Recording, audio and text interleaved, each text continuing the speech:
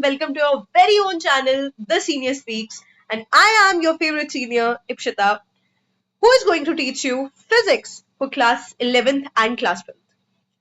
To begin with, हम class 12th से ही start कर रहे हैं, सॉरी क्लास 11th से ही स्टार्ट कर रहे हैं. क्यों? बिकॉज बेसिक्स बिल्ड करना बहुत जरूरी है. ठीक है, अब बात यह आती है कि हम स्टार्ट कर कहां से रहे हैं. We are starting from the chapter motion in straight line. Ma'am why motion in straight line, why not from units and dimension. भाई दिक्कत ये है ना कि यूनिट एंड डायमेंशन में ना मोस्टली फॉर्मूलाज ही है. जब तक आपको फॉर्मूले नहीं आते तब तक यूनिट एंड डायमेंशन करने का कोई खास फायदा नहीं है. एक्चुअली में प्रिपेयर किस चीज के लिए कर रहे हैं? फाइनल एग्जाम्स के लिए. तो फाइनल एग्जाम्स के लिए आपको पहले सारे फॉर्मूलाज पढ़ के फिर यूनिट डायमेंशन पे जाना, I guess that's more logical than diving on to unit dimension बिना कुछ आते हुए, है ना. तो we are starting from here. अच्छा, सिंस आपने अब वीडियो पे क्लिक कर ही दिया है, पूरा तो देखोगे ही, है ना. तो हम शुरू करते हैं from motion in straight line. भाई मोशन इन स्ट्रेट लाइन,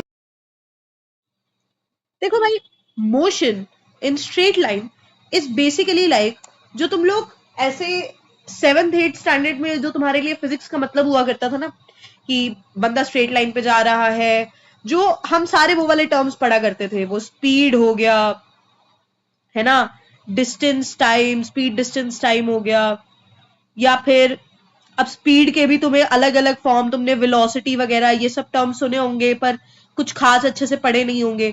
तो क्या होता है ये speed, distance time, velocity and all that, वो सब कुछ हम पढ़ेंगे इस चैप्टर में. अच्छा, तो ये चैप्टर की स्टार्टिंग, क्या मैम ये यहीं से स्टार्ट होता है? नहीं, ये यहीं से नहीं स्टार्ट होता. ये स्टार्ट होता है, इसके स्टार्ट होने से पहले बेसिकली तुम्हें कुछ चीजें बहुत अच्छे से पता होनी चाहिए. जब तक तुम क्लास 11th में, मतलब क्लास 10th में थे ना, क्लास 10th तक तुम्हारे लिए मैथ्स का बहुत सिंपल सा मतलब हुआ करता था. तुम अलजेब्रा में बहुत सिंपल सिंपल चीजें पढ़ा करते थे. You are not familiar with the term calculus. You never knew what's calculus. And trust me, जिंदगी तभी तक अच्छी थी. खैर हम उस टाइम ना जाएं तो अच्छा है. तुम्हें ये वाली चीज की जरूरत, कैलकुलस की बेसिक जरूरत 11th में भी पड़ेगी. हर एक फिजिक्स के चैप्टर में मोस्टली पड़ेगी. ठीक है, तुम्हें डिफरेंशिएट करना आना चाहिए. बट क्या ये डिफरेंशिएशन हम मैथ्स में अभी सीखेंगे? नहीं, हम ये डिफरेंशिएशन सीखेंगे मैथ्स में क्लास 12th में. पूरा चैप्टर बन के आएगा. चैप्टर ही नहीं, वो पूरा एक यूनिट है जिससे बच्चे सबसे ज्यादा डरते हैं. तो क्या मैम हम पूरा मैथ्स अभी पढ़ेंगे फिजिक्स में? नहीं, हम सिर्फ उसका इतना बेसिक समझ लेंगे जिससे हमारा काम चल जाए. And trust me on this, जिस तरीके से मैं समझाऊंगी बहुत ईजी है. ट्रस्ट मी, बहुत ही ईजी है. बस लोगों ने हवा बना रखा है कि मैम ये तो समझ ही में नहीं आता, वरना है कुछ नहीं. चलो, अब ज्यादा टाइम ना वेस्ट करते हुए let's deep dive into it. What is basic maths? Basic maths में हम पढ़ते हैं कॉन्सेप्ट ऑफ डिफरेंशिएशन,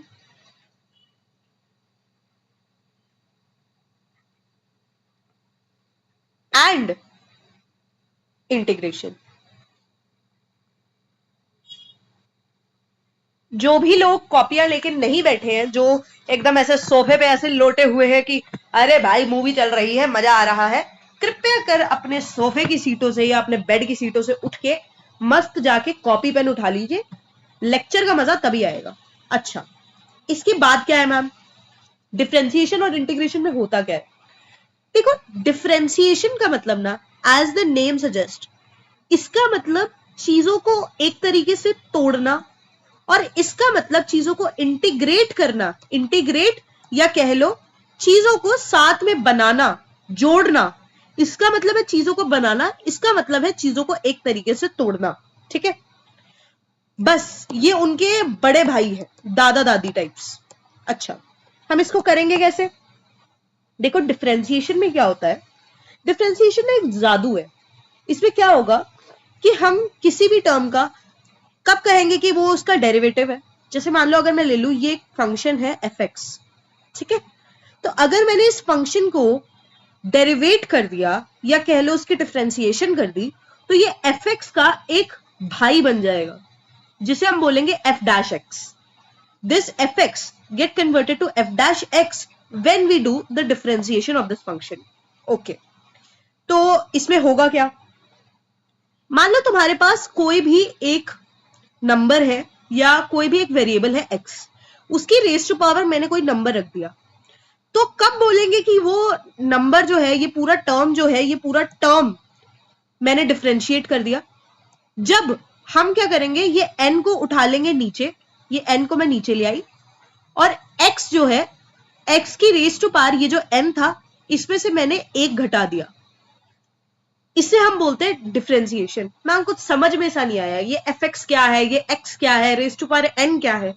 मान लो मैंने कह दिया मेरे पास है x क्यूब, ठीक है, x क्यूब का डेरिवेटिव क्या होगा, यहीं से उठाओ, n को मैं नीचे ले आई, यानी 3 को मैं नीचे ले आऊंगी, x एज इट इज अपनी जगह पे रहेगा, और 3 में से -1 हो जाएगा, तो 3 - 1 कितना, 2।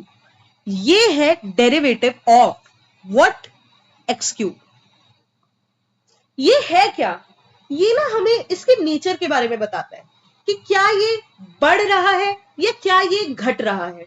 ये बेसिकली उसकी वो सहेली है जो हमें ये बताएगी कि कब इसका क्या मूड चल रहा है ना। जैसे तुमको अगर उसकी कोई खबर चाहिए होती है तो उसकी सहेली को फोन मिलाते हो ना, क्या वो ठीक है, क्या वो खुश है, भाई बहुत खुश है, तुम्हारे बिना ज्यादा खुश है। मैम जख्मों में आप नमक ना छिड़किए तो अच्छा हो। मैम वैसे ये कुछ समझ में सा नहीं आया, ये चक्कर चल क्या रहा है, कौन सा एक्स कौन सा क्यूब।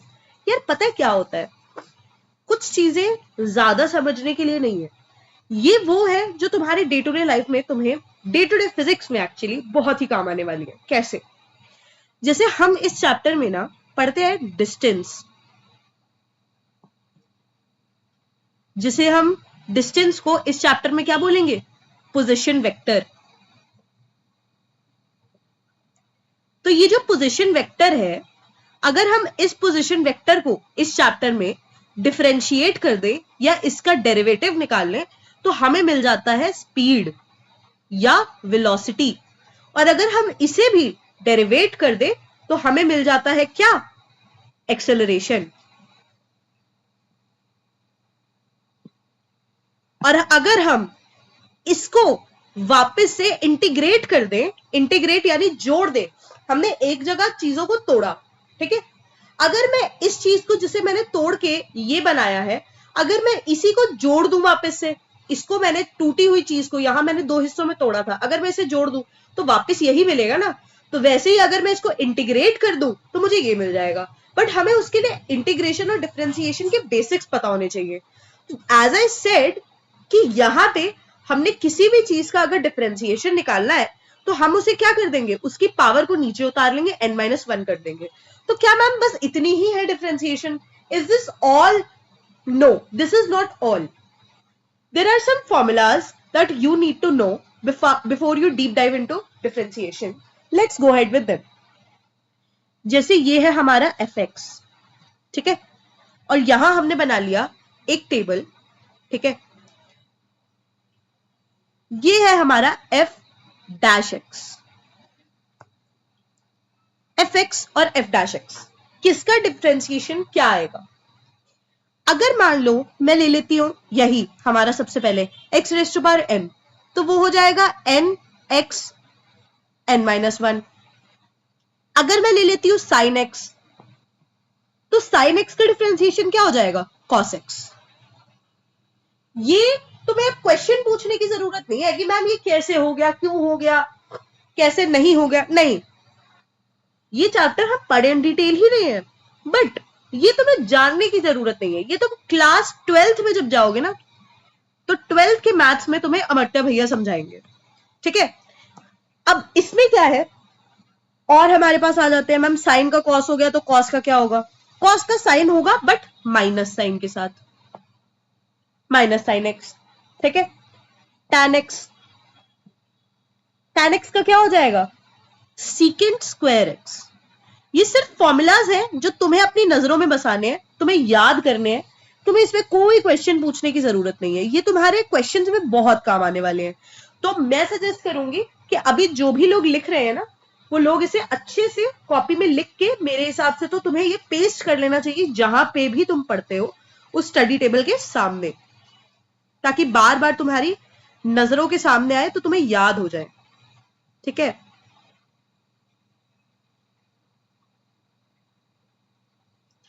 उसके बाद तुम्हारे पास कॉट एक्स का आ जाएगा क्या, माइनस कॉसिकेंट एक्स, ठीक है। फिर उसके बाद सीकेंट का क्या आ जाएगा, secant x is what, secant x tan x. फिर उसके बाद तुम्हारे पास क्या आ जाएगा, कॉसिकेंट एक्स। हमारे पास जो 6 ट्रिग्नोमेट्रिक रेशियोज है हम सभी का लिखेंगे ना, तो कॉसिकेंट एक्स का क्या आ जाएगा, minus cosecant x cot x, ठीक है। फिर उसके बाद तुम्हारे पास और भी दो आते हैं जो बहुत इंपॉर्टेंट है, जो बच्चे मोस्टली इग्नोर कर देते हैं, that is ln x, this is natural log. In case अगर आपने लॉग की प्रॉपर्टीज या लॉग नहीं पढ़ा है तो प्लीज कमेंट डाउन बिलो, हम उस पर भी जरूर वीडियो लेके आएंगे, ठीक है। फिर ex है, ex का ex ही रहता है। ये वो कुत्ते का बच्चा है जिसपे कुछ कर दो, इंटीग्रेशन डिफरेंशिएशन, इस पे कोई असर नहीं पड़ता, ये बहुत ही कुत्ते का बच्चा है। मैम कही है, मैं तो नहीं, देखिए मैंने कुछ नहीं कहा, जो कहा सब आपने कहा। उसके बाद नाउ व्हाट्स नेक्स्ट, इसको तुम क्वेश्चन में कैसे यूज करोगे वो तुम मुझ पे छोड़ दो, वो तुम्हें मैं समझाऊंगी। उसके बाद तुम्हारे पास कुछ और भी फंक्शंस आते हैं जिनको हम डिफरेंशिएट करते हैं, तो उनका क्या बनता है हमें वो जानना है। यार देखो, मान लो तुम्हारे पास एक पूरा फंक्शन आ जाए, ठीक है, जिसमें तुमने पूरा प्लस प्लस ये वो सब किया है, ठीक है।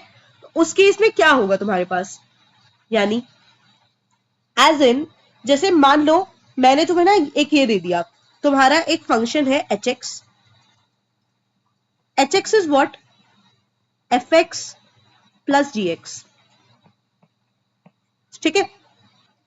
तो मैम ये एफ एक्स जो सॉरी जो एच एक्स है, ये एच एक्स भाई साहब का होगा क्या, ये तो नहीं जा पा रहे हैं, तो अभी भी नहीं जा पा रहे हैं गाइस। सो बेसिकली मैंने ये बोला कि भाई मान लो तुम्हारे पास ना एक फंक्शन है एच एक्स, एच एक्स दो फंक्शन से जुड़ के बना है, एक है एफ एक्स, ठीक है, और एक है जी एक्स। मैम ऐसे नहीं समझ में आता है, प्रॉपर एग्जाम्पल देके बताऊं। मान लो मैं कह दूं इसकी जगह पे एफ एक्स की जगह पे है 3x² और जी एक्स की जगह पे है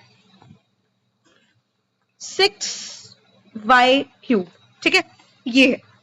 तो अगर मैं बोल दूं कि मुझे एच एक्स का डेरिवेटिव चाहिए, मुझे एच डैक्स एक्स चाहिए, तो कैसे निकालेंगे, कुछ नहीं कर रहा है, वेरी सिंपल। ये जो भी प्लस वाले टर्म्स होते हैं ना, इनको तुमने अलग अलग से डिफरेंशिएट कर देना है। मैंने अभी कैसे समझाया था, 3x² है तो हम क्या करते हैं, ये जो पावर है पावर को नीचे ले जाते हैं, ये कांस्टेंट के साथ कोफिशिएंट के साथ मल्टीप्लाई हो जाता है, तो 2 को नीचे लेके आए तो 2 3 जा 6, ठीक है, तो यहां आ जाएगा 6। ओके, अब ये जो है पावर, इसमें से 1 माइनस हो जाता है, तो 2 में से 1 माइनस किया तो 1 बचा, 1 लिखने की जरूरत नहीं है, प्लस अब ये इसको हम कैसे डिफरेंशिएट करेंगे, सेम तरीका।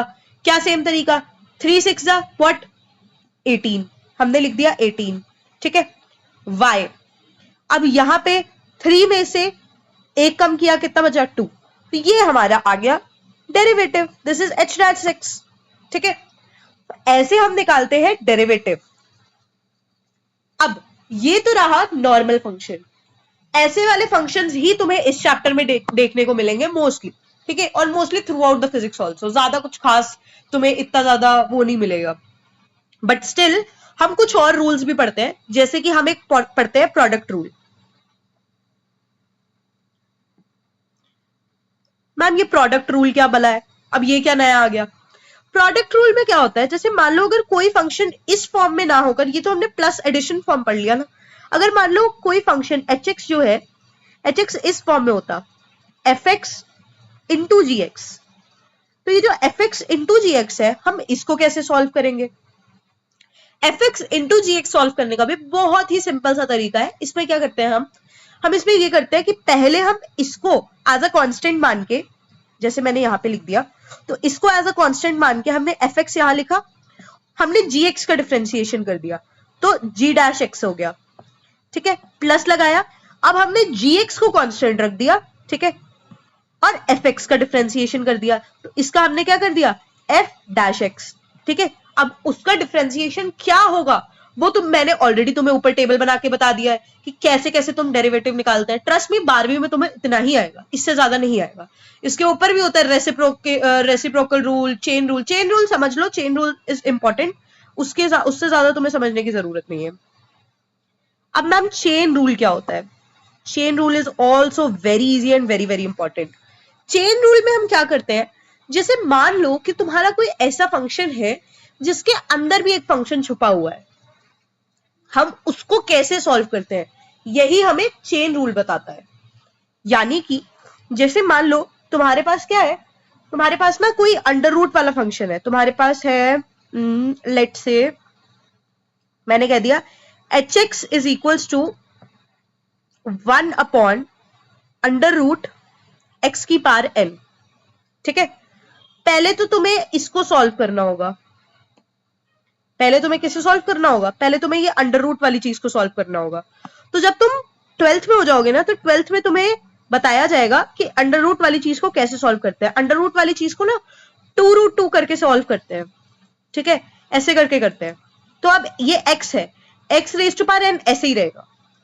ये अंदर अब जो x raise to power n है, ये भी तो अपने आप में एक फंक्शन है ना, इसकी भी तो हमने डिफरेंशिएशन अलग से पढ़ी थी ना। तो हम इसको कैसे डिफरेंशिएट करेंगे, इसको हम डिफरेंशिएट करने के लिए इसके साथ हम डॉट लगा देंगे और x raise to power n का डिफरेंशिएशन अलग से यहां लिख देंगे, n आगे x raise to power n minus 1। This is your complete differentiation of this function. Got it? इस टाइप से हम करते हैं चेन रूल को सॉल्व, इतना ही आएगा। उसके बाद इंटीग्रेशन, बेसिक इंटीग्रेशन भी तुम्हें आनी चाहिए। अब इंटीग्रेशन में क्या होता है,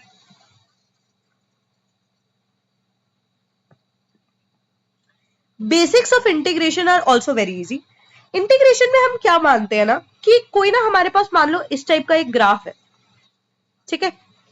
इस ग्राफ में ये जो छोटी छोटी छोटी छोटी छोटी छोटी चीजें है ना, हम अगर इन सबको, इस पूरे एरिया को, इतने पार्ट को प्लस कर दें, तो इतने पार्ट को प्लस करने से let say this point is point A, this point is point B, तो पॉइंट ए से बी तक ये जो पूरा एरिया अंडर द कर्व है ना, इसे प्लस करने को ही इंटीग्रेट करना बोलते हैं, ठीक है। क्या करते हैं हम इस पे, इंटीग्रेशन के साइन को ना हम ऐसे एक सांप से रिप्रेजेंट करते हैं। This is the sign of integration. ये थोड़ा ज्यादा मुड़ गया गाइज, ये थोड़ा रो जैसा लग रहा है, रो नहीं होता है। दिस इज इंटीग्रेशन, ठीक है, सांप। तो अब हम अगर हमें ये बोलना है कि हमें ये वाला पूरा निकालना है अंदर वाला एरिया, तो हम क्या करेंगे, हम fx को लिखेंगे ये सांप के अंदर डॉट dx, ठीक है। dx में हम ये नहीं लगाते, और यहां जहां तक हमें इंटीग्रेट करना है उसको हम लिखेंगे अपर लिमिट में, इसे हम अपर लिमिट बोलते हैं। और यहां a जो लास्ट स्टार्टिंग है उसे हम लिखेंगे नीचे लोअर लिमिट में। तो fx dot dx is what, b से लेके a तक हम इसको प्लस करते हैं। अच्छा, ये तो मैम इंटीग्रेशन की रिप्रेजेंटेशन है। हम इंटीग्रेशन में करते क्या है, जैसे कि हम ऊपर जब हमने इंटीग्रेशन करा था, मतलब डिफरेंशिएशन करा था, तो हमने डिफरेंशिएशन में क्या करा था, डिफरेंशिएशन में हमने पावर को आगे लिखा और रेज टू पावर को एक से माइनस कर दिया। यहां उल्टा है, यहां हम प्लस करेंगे, x n plus 1 over n plus 1 plus c is what, constant, ठीक है। कुछ समझ में नहीं आया, कुछ नहीं समझ में आया, एकदम गुड़गोबर हो गया, नहीं समझ में आया, क्या है ये, दोबारा बताते हैं। मान लो ये मैंने एग्जांपल लिया, मैंने इसको लेट से 0 से लेके 1 तक इंटीग्रेट कर दिया। 0 से लिमिट्स तो तुम्हारी तब आती हैं जब तुम क्या कहते हैं इनडेफिनेट, मतलब डेफिनेट इंटीग्रेशन करते हो। इंटीग्रेशन के भी दो टाइप्स होते हैं, एक होता है इनडेफिनेट एंड दूसरा होता है डेफिनेट। बट तुम्हारे 11th स्टैंडर्ड में काम खाली इनडेफिनेट ही आएगा, डेफिनेट तक बात नहीं पहुंचेगी। जब हम इनडेफिनेट इंटीग्रेशन करते हैं उस समय हम बोलते हैं कि हमने अंदाजे से बता दिया है, हमें पक्का नहीं पता, तो इस वजह से हम साथ में प्लस कांस्टेंट c लगा देते हैं। बट जब हम डेफिनेट इंटीग्रेशन करते हैं जिसमें हम लिमिट्स का भी इस्तेमाल करते हैं, उस समय हम कांस्टेंट नहीं लगाते, क्योंकि उस समय हमने क्या दे दिया है, एक ठोस वैल्यू दे दी है कि यहां से लेके यहां तक प्लस करना है तुम्हें, तो ऑब्वियसली तब तो हमें कांस्टेंट की जरूरत ही नहीं है ना। मान लो ये है हमारा x2 की पावर 2, ठीक है, मुझे इसका डिफरेंशिएशन सॉरी इसका इंटीग्रेशन करना है, तो इसका इंटीग्रेशन क्या होगा, इसका integration is as I said, इसमें प्लस तुमने 1 कर देना है, तो ये क्या होगा क्यूब, और इसको तुमने इसी को नीचे रख देना है, ठीक है। तो ये है तुम्हारा इंटीग्रेशन ऑफ, और प्लस सी मत भूलना, this is the integration of the thing that we just wrote, ठीक है। इंटीग्रेशन हम इस तरीके से करते हैं, got it. So this is the basics of integration and differentiation, जो तुम्हारे यहां पे इस चैप्टर में काम आने वाली है, ठीक है। और यही है तुम्हारा सारा बेसिक मैथ्स का पार्ट। बेसिक मैथ्स में तुम्हें यही पढ़ना है, ठीक है। अब इसके बाद मैम ये तो रही बेसिक मैथ्स की कहानी, बेसिक मैथ्स के बाद क्या पढ़ते हैं हम। बेसिक मैथ्स हो जाने के बाद हमारे पास पहले एक दो क्वेश्चन देख लो before completing the basic maths thing. अच्छा, एक चीज और, जो डिफरेंशिएशन होता है ना, it is the slope of the graph, और जो इंटीग्रेशन होता है it is the area under the curve.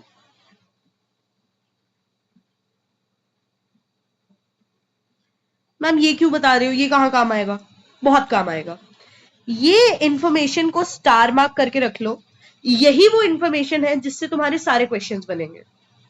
ऐसा क्यों बोल रही हूं मैं, ऐसा मैं इसलिए बोल रही हूं क्योंकि देखो, डिफरेंशिएशन को हम डिनोट किससे करते हैं, dy बाय dx से, ठीक है।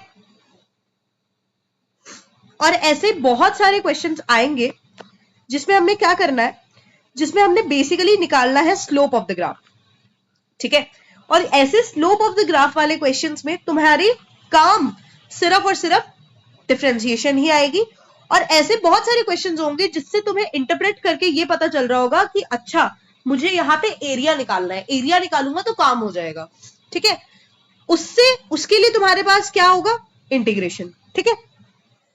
अब अगर मैं कुछ बेसिक क्वेश्चंस तुम्हें बताऊं, ठीक है, मान लो मैंने तुमसे बोल दिया कि तुम ना ये ग्राफ तुम्हारी इक्वेशन है, इक्वेशन ऑफ द लाइन, ठीक है, y प्लस दिस, ठीक है, this is the equation of the curve, और तुम्हें इसका स्लोप निकाल के बताना है at x is equals to 5।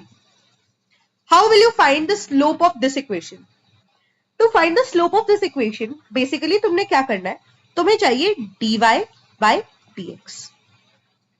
dy by dx निकालने का कैसे बताया था, जब फंक्शन 2 के प्लस में हो, जब तो कांस्टेंट होगा, तो कांस्टेंट का डिफरेंशिएशन तो हमेशा 0 होगा, ठीक है, एक चीज याद रखनी है। और ये जो तुम्हारा दूसरा वाला पार्ट है, ये तो वेरिएबल वाला है, वेरिएबल तो इजी है, वेरिएबल तो बताया है, तो 2 आगे आ जाएगा, x ऐसे ही रहेगा, और 2 - 1 तो 1 ही होता है, तो मैम ये आ जाएगा। अच्छा, यानी कि मेरा डिफरेंशिएशन क्या आ गया, 2x आ गया, और x जो है, x यहाँ पे हमें कितना दिया है, 5 दिया है, तो इसका मतलब 2 × 5 10, तो मेरा क्या आ गया स्लोप, मेरा स्लोप आ गया 10, ठीक है। ऐसे ही इंटीग्रेशन वाले क्वेश्चंस भी बनते हैं, ठीक है। सो ये वाली चीज आपको याद रखनी है। अब हम चलते हैं, let's deep dive into our main chapter, ठीक है, जो हमको पढ़ना है, that is what, motion in straight line.